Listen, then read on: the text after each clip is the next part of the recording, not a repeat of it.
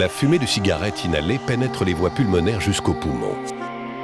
De là, la nicotine passe directement dans le sang à travers l'épithélium alvéolaire.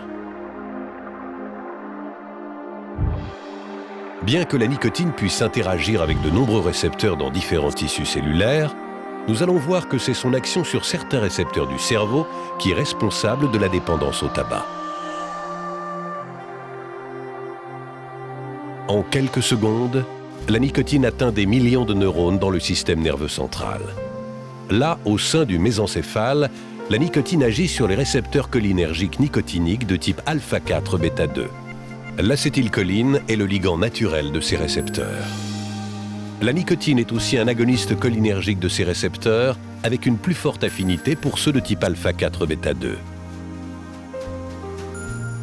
Ces récepteurs postsynaptiques sont constitués de 5 sous-unités, 2 alpha-4 et 3 bêta-2, l'ensemble formant un canal ionique membranaire. Lorsque 2 molécules de nicotine ou d'un autre ligand se fixent sur les sites récepteurs, le canal ionique est activé. Si l'on regarde à l'intérieur du récepteur, nous pouvons voir qu'il est fermé.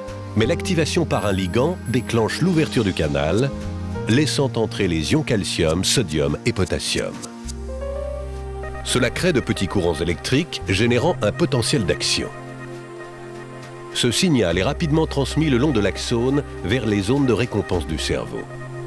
Là, le signal électrique déclenche la libération de neurotransmetteurs, dont la dopamine.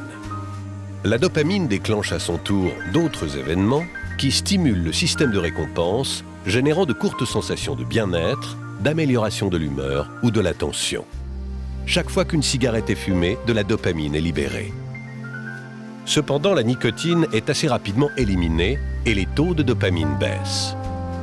Il en résulte un besoin accru de nicotine.